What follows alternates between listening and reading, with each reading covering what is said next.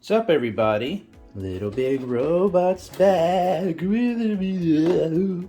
Check it out, homies.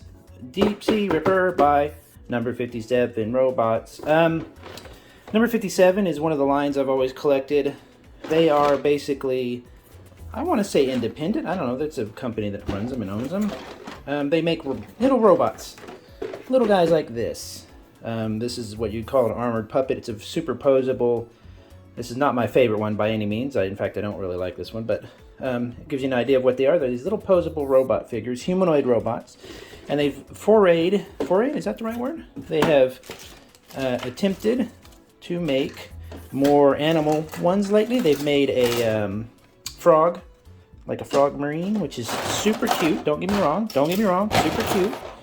But by far not my favorite type. I collect these because I like little robots. I didn't want little animals, and so in that way I'm not real thrilled with the new direction of the animals and the pirates and stuff. Doesn't mean they're not cool. They're very, very, very cool. I'm sorry I keep bumping the mic, but this is what you get. I mean, as usual, you get a ton of plastic, really fun parts, extra heads. This is fun because you can, if you have a niece or a nephew or a kid or something, you can be like, rah, rah, rah. Look at that, shark heads.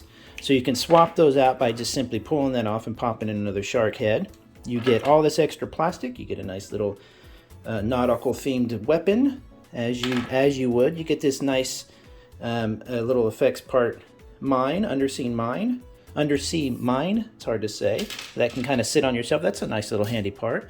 You also get these cool little this backpack, which I believe would just replace that backpack. I'll have to try it. And then, as is usual for most number 57s, you get a stand. These stands, you can collect these. I had somebody trade me a bunch of stands they had, and you can build like displays, you can paint them, you can do all sorts of stuff. This one has this cool, could you imagine a whole bunch of these in a tunnel formation? That would be incredible.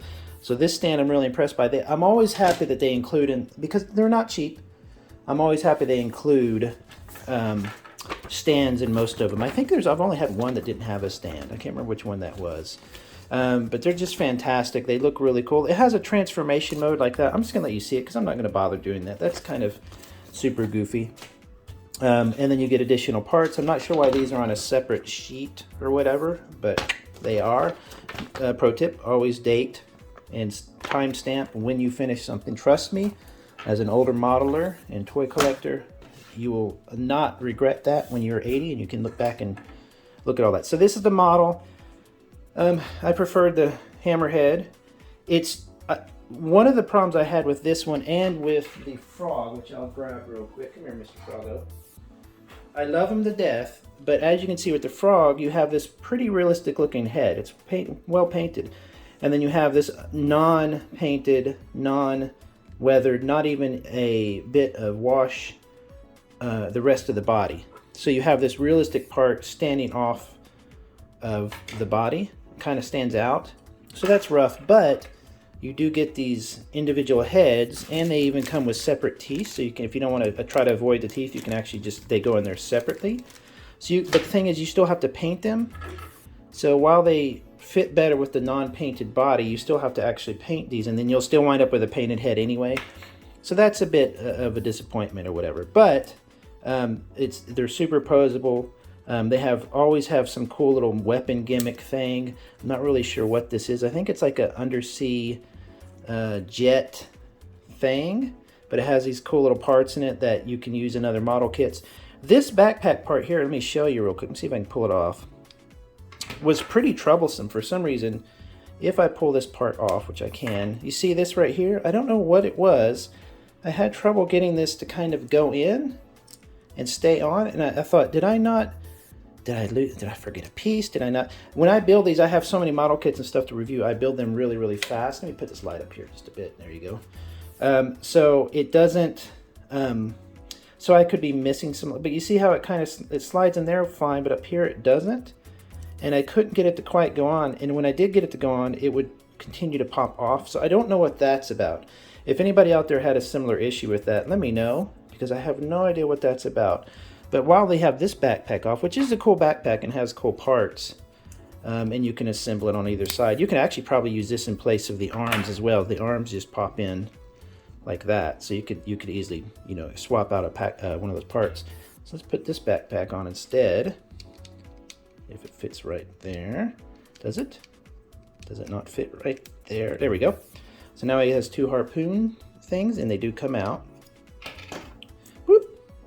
And they have this interesting little hook or little hole there, so you can attach a little wire and you know, have them kind of shooting out or whatever. So that's cool.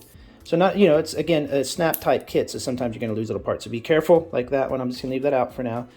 So you do have some little, you know, you know, options there to kind of mess with. Again, I prefer the hammerhead, but you can see how good their other. Oh, look! I just noticed his eyes. Okay, I thought they were maybe when a shark attacks, it puts on those kind of oh, it's like a nictitating membrane they use to kind of protect their eyes, or their eyes roll back on their head. And I thought that's what he was doing, but both of them are that way. One has a slightly more open mouth, bloodier teeth, so that's cool. So you can just slide the head on there. So it has some posability, not a ton of it. The legs are, I think the legs are kind of a weak design. I don't like, I mean, I understand that he's a shark, so like his legs are going to be, let me put this up here. His legs are going to be a little bit odd, but is he a shark squeezed in a thing of armor? Because you see the body would have been squished.